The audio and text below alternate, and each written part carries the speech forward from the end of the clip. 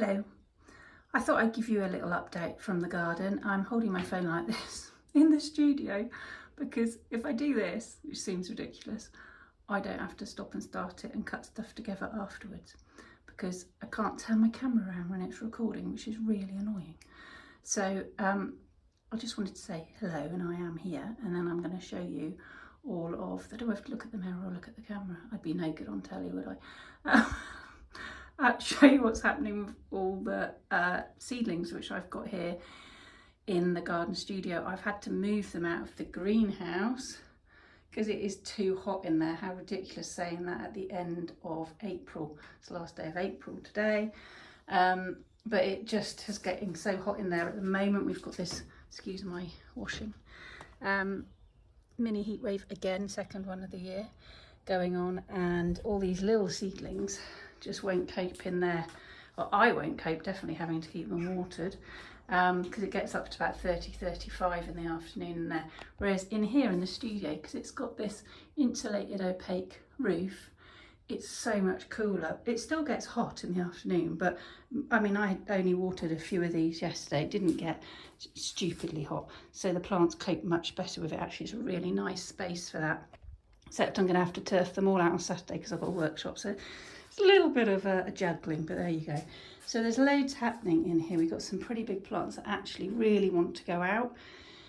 But if I look at the forecast for next week, there's a few nights that show we might get a frost. So I'm debating whether I stick these straw flowers, which aren't totally hardy, and I feel a bit gutted if they did get frosted now because they're such lovely plants, whether I stick them out, let them harden off for a few days, and then put them out and then remember to cover them if we do get these frosts. But that's my decision for today. I've got some here looking lovely and some down here.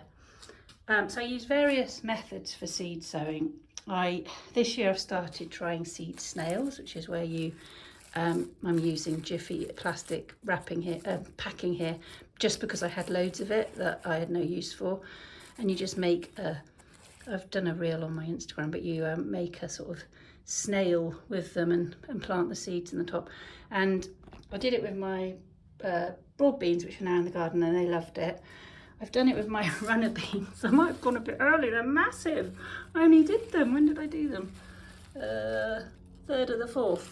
Not that long ago, and they're desperate. I can't put them out yet, but I have to keep them going. You can top the compost. I can unroll them and top the compost up if I need to, which is what I did with these nasturtiums. You can see they're desperate. Oh, there's a flower. These are meant to be a nice pinky one.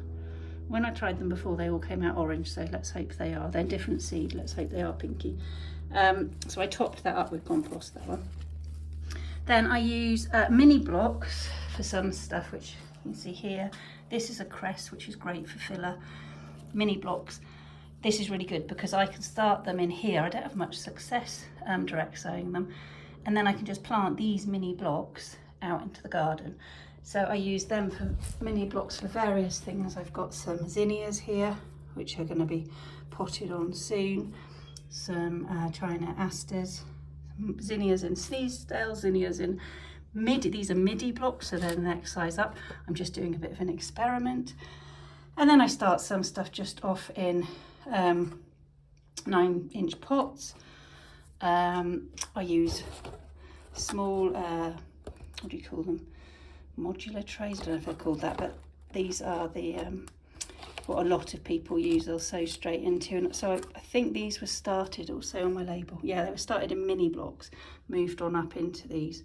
Mini blocks saves a lot of compost, whereas if I'd planted straight into these and some didn't germinate or didn't make it, I'd have empty cells with useless compost in. So I do find them really handy, but in this weather they dry out quite quickly. So like especially in the greenhouse now, these we'd be having to go in there 3 or 4 times a day to make sure they hadn't dried out. That doesn't happen in here, so that's good. I've had some disasters.